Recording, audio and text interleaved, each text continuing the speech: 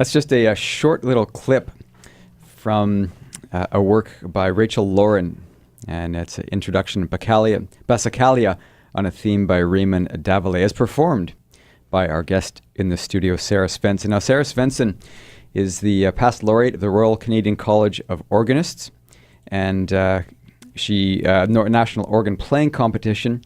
She's a recent graduate of the Yale School of Music and co-founder of kind of a fun group known as the Organized Crime Duo. She's in town this weekend to perform with Winnipeg Symphony Orchestra and also with the Westminster Concert Organ Series. She's got a busy weekend ahead of her, and she's in the studio. I'm glad she could make it in this morning. Good morning, Sarah. Good morning, Michael. How are you? I'm doing great. Good. I'm doing good. I know You're it's used to being up this early. Can you tell? I'm energetic, right? And I'm just I fake it, right? Yeah. I can do it. Well, I can do that too. I work There at you McDonald's, go. so you know. Would you like some fries with that? No, it's I can help whoever's next. Wow. Whoever's next. I've heard your voice, I think, although I've Yeah. never been to McDonald's. Yeah. It's on the training video. Is it? Before, don't fall in the deep fryer and don't slip on the floor. Well, we were learning something new this morning already. And so but why don't we talk about the organ? Okay. How about that? Just for something different. I'm sure you're used to talking about McDonald's, but let's talk about the organ. Okay. So first of all, tell us a little bit about your background in music. How you came to play the organ, and did you start playing the organ, or how it all sort of progressed? I started piano relatively late for ending up as a professional musician. I started around age 8. Then I came from a relatively non-musical family. I'm kind of first-generation musician. It's got to start somewhere. Exactly. And then, let's see, I went to a really intensive band program in high school and junior high. So I just started playing a bunch of instruments, and I ended up being a more advanced pianist for my age. And my teacher, I was living in New Glasgow, Nova Scotia, a town of about 10,000 people. And my piano teacher at the time had received a pamphlet in the mail from the Royal Canadian College of Organists, Halifax chapter. I don't think they're called chapters. I'm really poor at that. Anyway, and it basically was offering scholarships to advanced piano students to try organ. So it would be 4 free organ lessons supported by the RCCO. And she said, I thought this would be good for you. And actually, she said, it's a great way to make money in your, when you're in high school, you wouldn't have to work at McDonald's. I worked there anyways. But yes, so I started taking organ fairly quickly after that. Actually, I had a job offer before I had my first lesson. So, and that was when I was 15. So I had my first church job when I was 15 and kind of went from there. So you tried the organ and liked it enough to stick with it. What was it about the organ that you liked over the piano? I think I liked that I didn't get bored easily. There was so much more to do. There's a lot to work on. I like playing with my feet.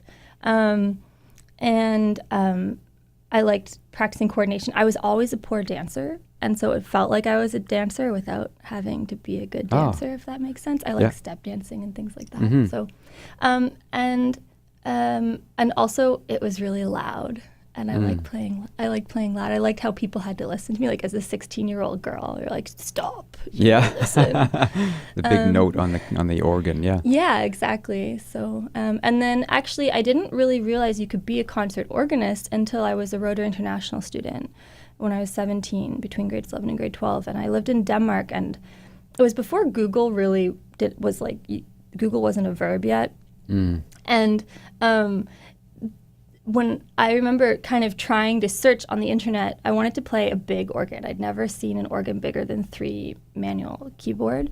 And so I found one that was 4, and I contacted the organist there, and he turned me down. He said, I don't teach random people. So then the sub-organist took me on as a student, and then she was lovely. I'd never met a female organist before as well, like as a female concert organist teacher. And so she took me under her wing, and she showed me a pile of music and took me to my first organ concert ever. It was like Bina Brindorf, and my second was,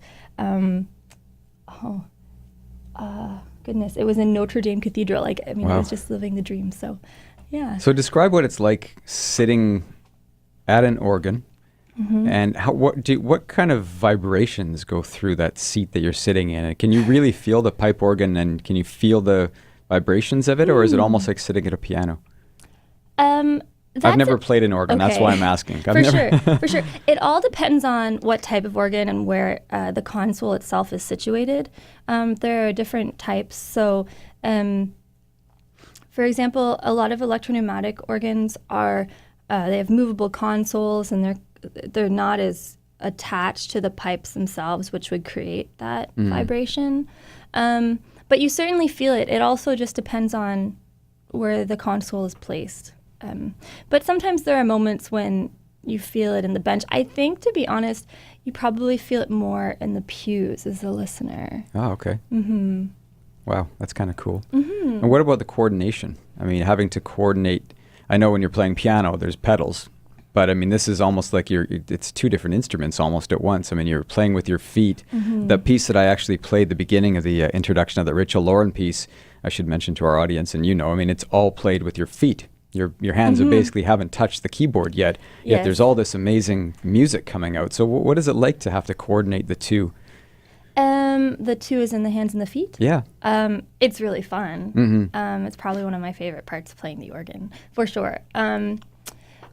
It's really, I tend to do a lot of my practice on piano. And once you have that kind of conceptual map of the pedal board, they say it takes about 3 years to disconnect your feet from your left hand because they read in the same clef. So sometimes when you're first starting, your left hand will play your pedal line and your pedal will play your left hand. So they'll get confused and you won't know what happened. It'll be like 3 measures later and you don't. But once that's settled down, your feet kind of know what's happening. So I mainly just think it's fun. I love playing pedal cadenzas.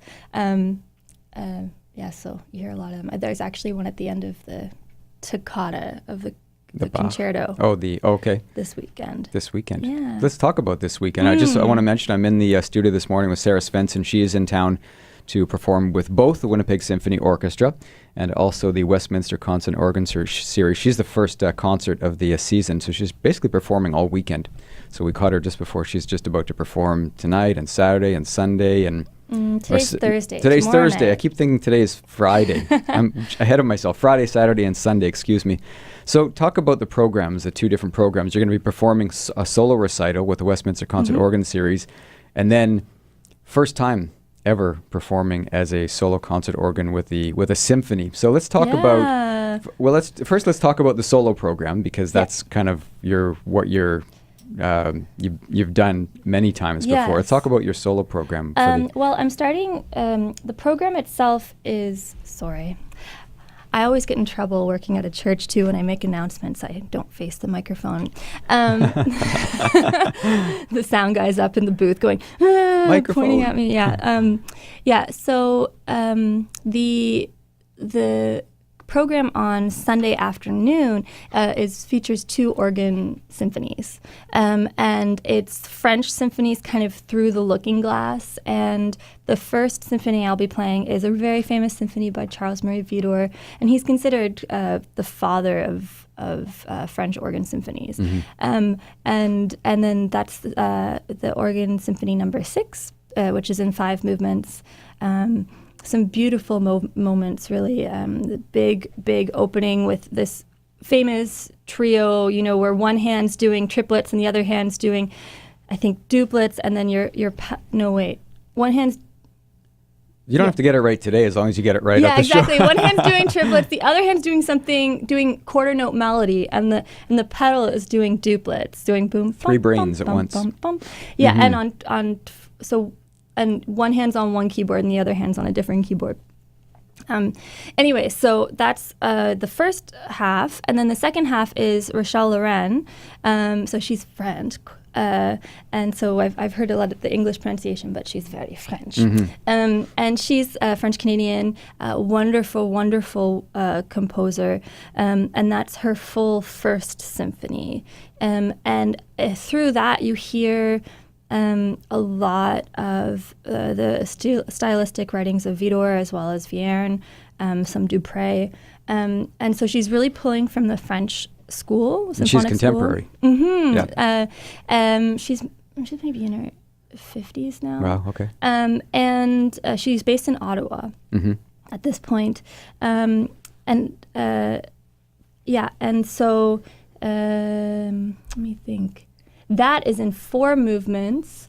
And again, it's interesting. You'll hear kind of the through the looking glass part is you hear that structure, you hear how it's so based in the French school, the Widor school, and then you hear the contemporary part of it and that Canadianism and, you know, movie score and type of, and which makes it very fun. I find even though it's contemporary and it's very dense at times, and so sometimes you think it might not be that listener friendly, especially in with audiences who don't have as much organ experience, but that always seems to be what people love the most. And I think it's because actually it's most relatable to what people are hearing kind of on movie scores at the same time. Mm-hmm. So, wow, yeah, sounds wonderful. Yeah, so it should be. I think it's gonna be a fun program. And then you're going to be playing with the Winnipeg Symphony Orchestra as well. So tell us what to expect from that concert. Oh my goodness! Well, I heard the rehearsal of the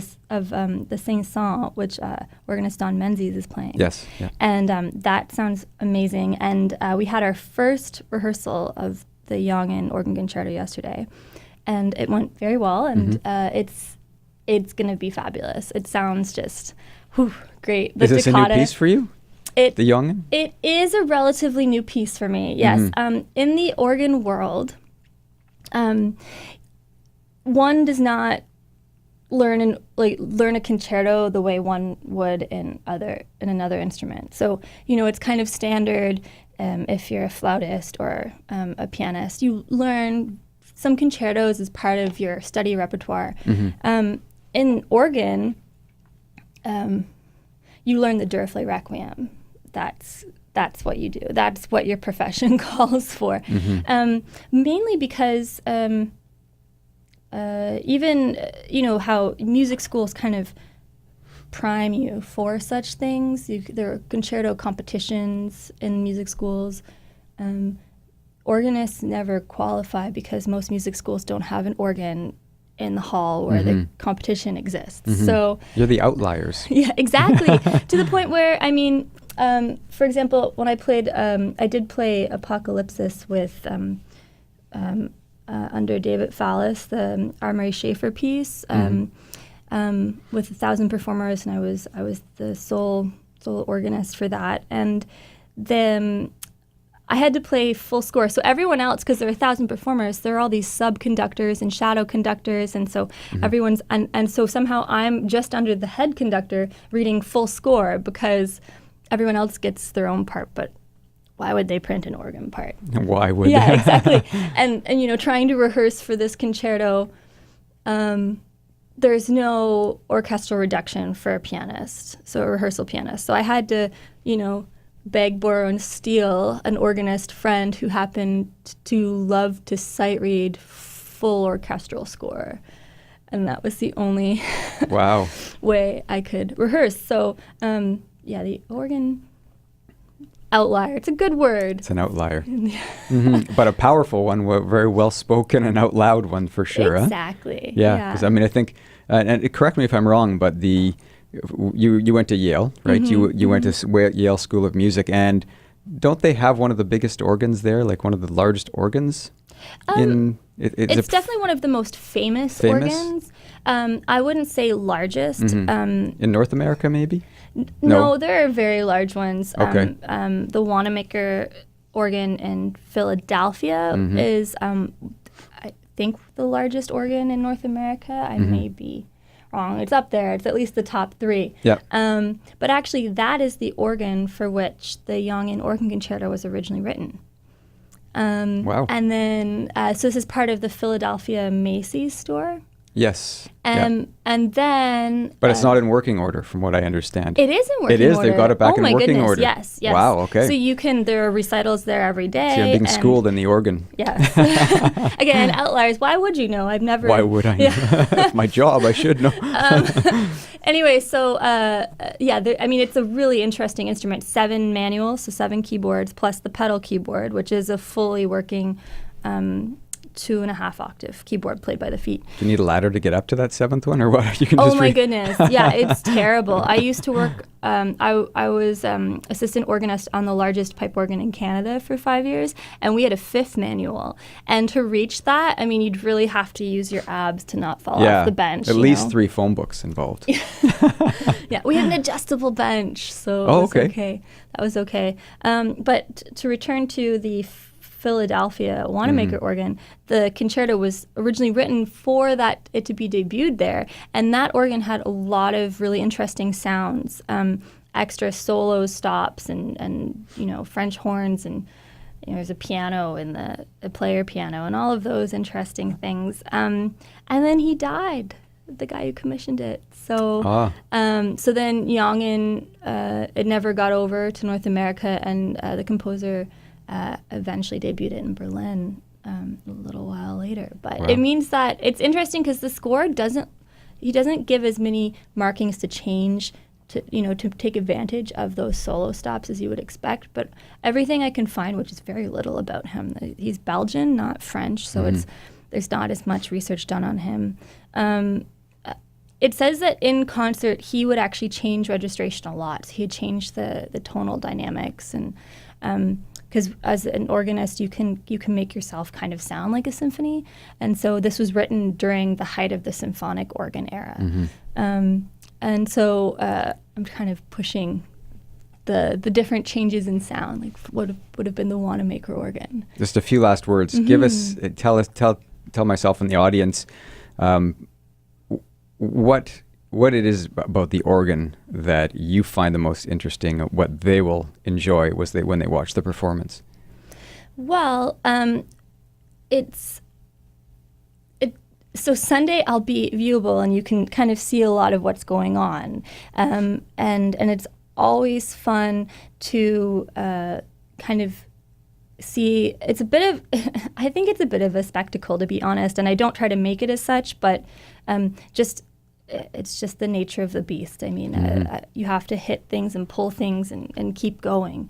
Full of action, yeah. Yeah, exactly. And so I think I've always found that quite interesting. I know my family, who aren't overly musical, also find that quite interesting.